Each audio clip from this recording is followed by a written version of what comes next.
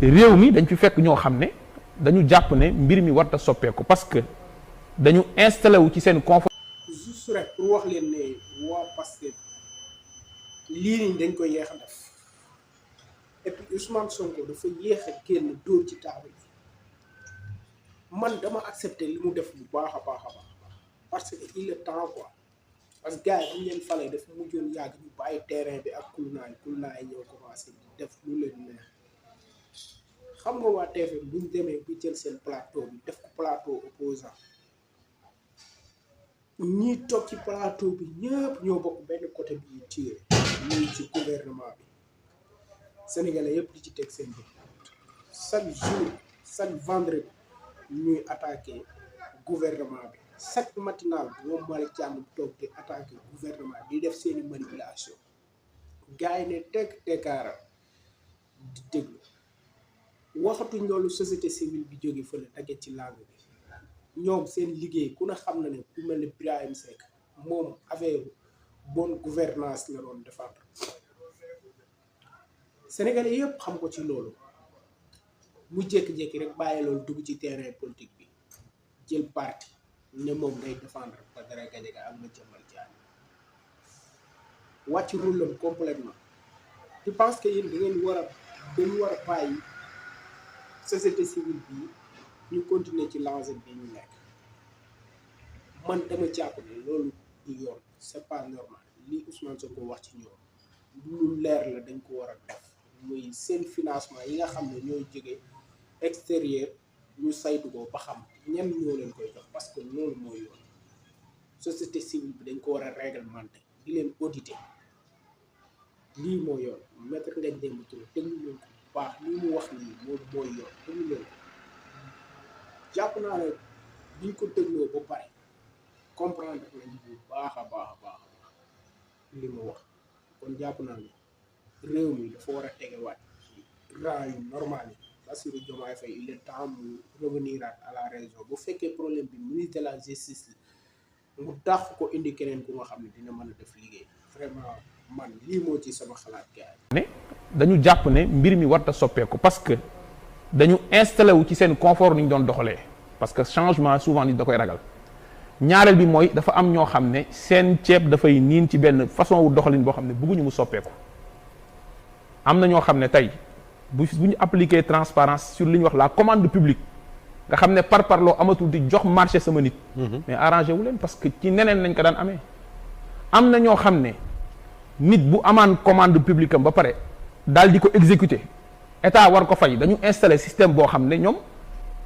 da ngay fay pour ñu fay la est-ce que ñooñu arrangé woon na leen pour système boobu noonu ñu assainir ko te ministre des finances sous la conduite du président de la République et du premier ministre di ci def liggéey bu mu ci war a def kon la résistance au changement dafa am léegi nag système boobu nag du les acteurs institutionnels de l'État parce que au-delà de l'administration am na ay privé c'est pas toute l'administration une part de l'administration am na ay acteurs économiques am na société civile bi am na presse bi may wax foofu ne système bi ñu ko daanelee le 24 mars 2024 système bi dafa uti base arrière maanaam dafa dem làqu ji système bi xam nga ñaata base arrière la am ñetti base arrière. muy yéen. bi ci jiitu mooy l'administration publique mooy làqatu ci biir administration pour looy def ñu koy bloquer pour installer ce qu'on appelle l'immobilisme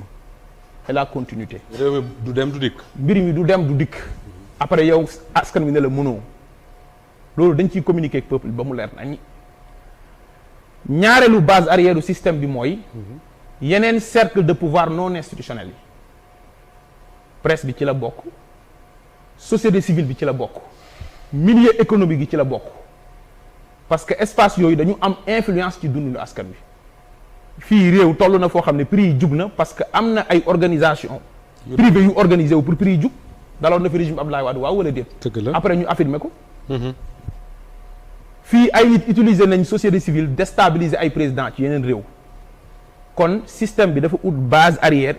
ci cercle non institutionnel yooyu et c'est des espaces de pouvoir. presse ay nit utiliser nañ ko ci yeneen dëkk ci àdduna bi ba au Rwanda mu créé fa 1 million de morts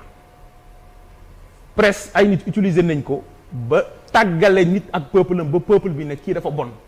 après peuple bi di rëccu li mu def loolu mooy deuxième base arrière. Troisième base arrière pour le système mooy bépp espace social boo xam ne mën na nekk un espace social conflictogène. Université ñi ngi fi syndicats yi ñi ngi fi c'est pas tous les syndicats mais ay jéem a utiliser pour faire face au changement bi ñu bëgg a defar réew mi et li may wax nii le président Mamadou Dia en tant que président du conseil daf ci heurté woon bi mu jotoon ci indépendance. PASTEF est un parti très bien organisé et nous avons fait ce diagnostic en interne pour dire que PASTEF dina apporter la réponse et la réplique appliquée et li président Ousmane Sonko def démb ba ñu réunir le conseil national ce n'est qu'une partie ce n'est qu'une étape de cette longue lutte pour le changement du système. D'accord dinañ détailler les obstacles daanelaguma baal ma rek il faut ñu avancer. voilà dañuy avancer léegi nag bu paree ci opposition bi nga xam ne amuñu doole waaye nag bëgg mooy installer le chaos et laqatu ci espace yooyu may wax comme base arrière bi ci Pastef ñun suñu biir suñuy faay mu pointe du doigt ñenn bi ci jiitu mooy l'inactivité dans le parti ñenn ñoo xam ne bi ñu leen fale doxatuñu seen rôle d'animation des instances de base du parti loolu da ko pointe du doigt xam nga kooku nekkul ci accusation wala di lamenté wu. Deuxième chose mooy la léthargie deuxième chose kon mooy le clanisme ay nit ñoo xam ne dañu bëgg a installer ay division ci biir parti bi mu leeral ko ba mu leer ne lii du am ci parti bi et loolu le président de la République Bassirou Diomaye Faye waxoon na ko kenn du fi wax pro diw wala pro diw parce que man maay le premier pro Sonko. Ñetteelu mbir bi mu pointe du doigt dans le parti li mu jàpp ne mooy la dénaturation ou la perte d'identité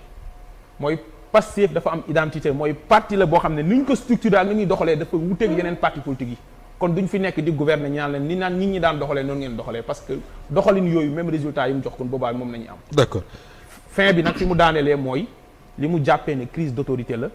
ci ni ñu war a yoree réew mi te muy ligne boo xamante ne jàpp na ne ci parti bi foofu la war a nekk. D'accord mais loolu daal mooy en résumé la structuration du discours qu'il a fait pour restituer de façon factuelle lan le président Ousmane Sonko wax. Un discours bien pensé, bien structuré, bien mûri et axé sur un exercice de vérité et de transparence avec le peuple. yaa ngi wax ne question yi évoqué woon na ko en bureau politique il y a déjà quelques semaines mais est-ce que convoquer le conseil national de Pastef démb ci contexte bi du woon rek un prétexte pour Ousmane Sonko pour jàllale un message boo xam ne xëy na da ko bëggoon jàll opinion bi quitte à fâcher les uns et les autres. Man de personnellement. bi may wax. te di ko wax waa parti bi ne prochainement am na loo xam ne bu dakkul dinaa ci waxtaan ak peuple bi boobu jëlaguñ décision installer le conseil national. D'accord loolu benn la. Deuxièmement et je parle sous son contrôle. Peut-être mën na ma seetaan ak sous le contrôle de tous les membres du bureau politique yi may suivre. Deuxième chose mooy le conseil national dañ ko installer à la suite de l'adoption du règlement intérieur du nouveau règlement intérieur par le bureau politique. Conseil national nag mooy genre parlement wu Pastef c'est l'instance délibérative ou délibérante restreinte parce que le congrès mooy l'instance délibérante élargie mais l'instance délibérante restreinte mooy conseil national buy dégager les orientations du parti bureau politique daal di ko appliquer en tant qu'entité exécutive au sommet du parti. D'accord. Donc ce n'est pas un prétexte. D'accord, c'était prévu. En fait c'était prévu et c'est bien séquencé te wax na ko parti bi dafa annoncer benn chronogramme bu leer avec des étapes yoo xamante ne yu leer nañ la. Très bien alors